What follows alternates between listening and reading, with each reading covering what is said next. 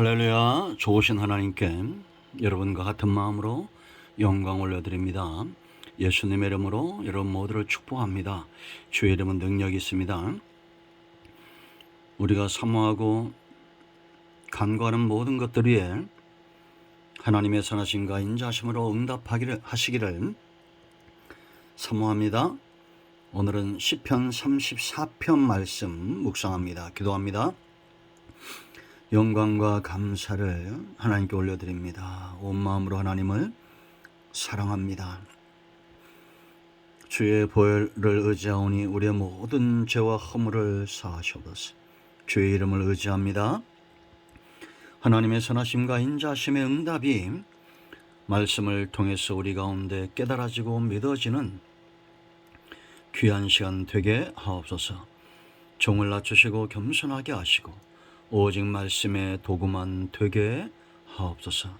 말씀하실 하나님을 사모하며 기다립니다. 예수님의 이름으로 기도합니다. 아멘. 자, 1절 말씀부터 보겠습니다. 내가 여호와를 항상 송축하며 내 입술로 항상 주를 찬송하리이다. 내 영혼이 여호와를 자랑하리니 곤고한 자들이 듣고 기뻐하리로다. 나와 함께 여호와를 광대하시다 하며 함께 그의 이름을 높이세. 내가 여호와께 간구하며 내게 응답하시고 내 모든 두려움에서 나를 건지셨도다. 그들이 주를 앙망하고 광채를 내었으니 그들의 얼굴은 부끄럽지 아니하리로다. 이 곤고한 자가 부르짖음에 여호와께서 들으시고 그의 모든 환난에서 구원하셨도다. 여호와의 천사가 주를 경외하는 자를 둘러 진치고 그들을 건지시는도다. 너희는 여호와의 선하심을 맛보아 알지어다. 그에게 피하는 자는 복이 있도다. 너희 성도들아 여호와를 경외하라. 그를 경외하는 자에게는 부족함이 없도다. 젊은 사자는 궁핍하여 줄일지라도 여호와를 찾는 자는 모든 좋은 곳에 부족함이 없으리로다. 아멘. 오늘 10절 말씀으로 여러분 모두를 축복합니다. 이 말씀대로 저와 여러분 삶 가운데 응답되기를 축원드립니다. 모든 좋은 곳에 부족함이 없는 축복, 형통의 삶을 살기를 축원드립니다. 자, 여러분, 성도의 삶은 시간이 갈수록 우리가 예수님을 믿고 난 이후에 시간이 갈수록 뚜렷한 증거가 나타나야 되는데 믿음이 깊어져야 된다는 겁니다. 왜냐? 그 목자의 손길 가운데 있기 때문이죠. 사랑을 흠뻑 받았기 때문에 은혜를 체험하기 때문에 믿음이 깊어질 수밖에 없고 흔들리지 않는 소망 가운데 서게 되어 있습니다. 이제 우리 자신을 진단해 보시기 바랍니다. 제가 늘 우리 성도들에게 강조합니다. 믿는 것이 아니라 믿어지는 것이다. 굉장히 중요한 말입니다. 양은 세월이 갈수록 자기 목자를 분명히 알죠. 목자가 믿어진 겁니다. 기독교는 계시의 종교입니다. 체험이 있다는 겁니다. 어떤 체험입니까? 목자 대신 왕 대신 하나님을 체험하는 겁니다. 극단적으로 체험만 좋아해서 안 됩니다. 체험 그 이유가 훨씬 더 중요한 겁니다. 믿음에 서야죠. 말씀을 듣고 볼 때에 믿음에 섭니다. 행하는 그 일을 체험함으로 하나님께서 행하시는 일을 체험하심으로 믿음에 섭니다. 체험을 경시 여기는 것도 잘못된 겁니다. 메마른 심령, 외식된 심령 가운데 빠질 수가 있습니다. 말씀을 듣고 깨닫는 것도 체험이고 기적을 보는 것도 체험이고 그러나 결론적으로 믿음에 서야 됩니다. 이 34편이 왜 중요하냐? 다윗이 있죠. 사울왕을 피해서 도망을 갔는데 하필 가드왕 아기스에게로 도망갑니다. 신하들이 그를 고발합니다. 그리고 그를 왕 앞에 끌어옵니다. 그때 다윗이 가드왕 아기스로 인하여 심히 두려웠다라고 사무엘상 21장 12절에 말합니다. 그리고 그 앞에서 13절 말씀 보면 다윗이 그들 앞에서 그 행동을 변하여 미친 채하고 대문짝에 그적거리며 침을 수염에 흘리매 아기스가 그걸 봤어요. 그 광경을 보고 그의 신하에게 이르되 너희도 보거니와 이 사람이 미치광이로다. 어찌하여 그를 내게로 데려왔느냐. 내게 미치광이가 부족하여서 너희가 이 자를 데려다가 내 앞에서 미친 짓을 하게 하느냐. 이 자가 어찌 내 집에 들어오겠느냐 하니라. 아마 연기 대상을 받을 만큼 다윗의 연기가 뛰어났을 거예요. 얼마나 두려운지 4절 말씀 보면 내가 여호와께 간구하며 내게 응답하시고 내 모든 두려움에서 나를 건지셨다라고 말합니다. 여러분, 체험은 왜 중요하다 했어요? 믿음이죠. 이제 믿어지면 삶이 분명해집니다. 그 1절에 세 가지가 있어요. 1절로 3절 말씀 보면 항상 송축하겠다. 1절에 내가 여호와를 항상 송축하며 체험이 가져온 믿음에 선 결과입니다.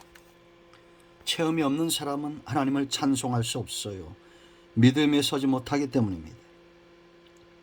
두 번째는 여호와를 자랑하겠다. 자랑할 날 빛나게 하다, 찬송하다.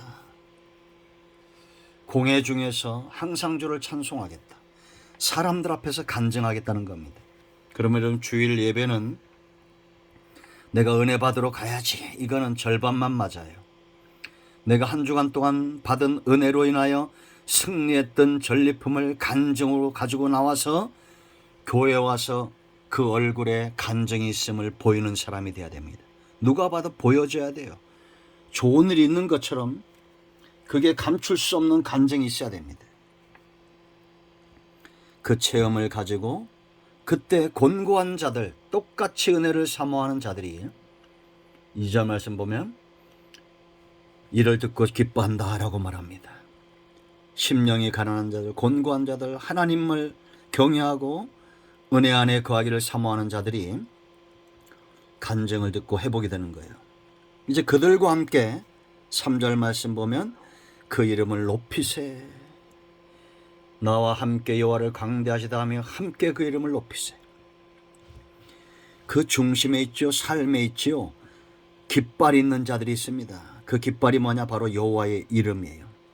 항상 이들은 승리의 깃발을 흔들듯이 여호와의 이름을 높이며 자랑스럽게 시인하고 흔드는 자들입니다. 이게 다윗의 삶의 핵심이고 하나님이 그를 복 주실 수밖에 없는 이유입니다. 여러분, 막혀 있습니까? 어려움이 있습니까? 오늘부터 여호와를 자랑해 보세요. 사람들에게 복음을 전하고 전도하고 하나님을 기뻐하고 내가 하나님으로 인하여 이런 복을 누렸다고 깃발을 흔들며 자랑해 보세요. 하나님이 반드시 저와 여러분을 축복하실 겁니다. 그러면 이제 이런 체험이 어떻게 왔는가를 잘 살펴봐야 됩니다. 하나님은 어떤 자에게 응답하시고 어떤 자에게 체험을 주시느냐. 10절까지 크게 세 가지입니다. 첫째는 간구하는 자에게 응답하시고, 4절 내가 여호와께 간구하며 내게 응답하셨다라고 말합니다. 간구가 어떤 것인지 주일 말씀에 제가 알려드렸죠. 성경에 보면 간구했던 자들이 나옵니다. 이 다윗도 대표적인 사람이죠. 야복강가의 야곱 보세요. 진퇴양난입니다. 뒤에는 라반이 있고 앞에는 에서가 있어요. 4명의 아내도 자기에게 도움이 되지 않습니다. 종들도 도움이 되지 않아요. 사람이 인생이 도움이 되지 않아요. 철저하게 혼자입니다. 그때 하나님이 와서 씨름하자. 네가 의지하는 나머지 하나까지 치시는 겁니다. 온전히 분이엘 하나님의 얼굴만 바라보도록 환도뼈를 치시죠. 간구하는 상황은 이런 상황이에요. 바로 하나님 외에는 의지할 것이 없는, 미친 채 하는, 자기 자신도 힘이 되지 않잖아요. 다윗이. 그가 사무엘상 21장 7절로 9절 말씀 보면 골리앗의 칼을 취하죠. 골리앗의 칼을 취한다고 해서 그것이 힘이 됩니까? 안 되죠. 여러분, 간구할 수 있는 상황은 하나님을 만날 수 있는 상황인데, 체험할 수 있는 상황인데, 그때는 여러분이 마지막까지 의지하고 있는 것들을 하나님이 꺾으시길 원하신다는 걸 알아야 됩니다. 그것이 돈이든지, 그것인지 건강이든지 자녀든지 무엇인지, 마지막 하나 자존심이든지 그거 내려놔야 됩니다. 그래야 응답이 와요. 두 번째, 하나님을 경외하는 자들이 하나님이 보호하신다는 겁니다. 7절로 9절입니다. 7절로 9절에 계속 강조되는 것이 경외죠. 7절 보세요. 여호와의 천사가 주를 경외하는 자를 둘러 진치고 그를 건지신다. 그러면서 8절에 너희는 여호와의 선하심을 맛보아라. 그에게 피하는 자는 복이 있다. 9절에도 너희 성도다 여호와를 경외하라. 그를 경외하는 자에게 부족함이 없다 라고 말합니다. 여러분, 선하심을 맛보아한다. 경외하는 자에게 이건 마치 입맛이 회복되는 것 같아요. 우리가 여러분 입맛이 없으면 밥맛도 없잖아요. 하나님을 경외하는 자는 하나님의 선하심을 맛보는 자들이에요. 하나님이 어떤 분인 걸 아는 자예요. 하나님은 그들을 보호하시고 하나님께 피하는 자들을 지켜주신다. 그러므로 여러분, 응답이 더디 올 때, 은혜가 체험되지 않을 때, 찬송을 해도 기쁨이 없을 때는 경외하는 신앙에 문제가 있는 겁니다. 돌이켜야 됩니다.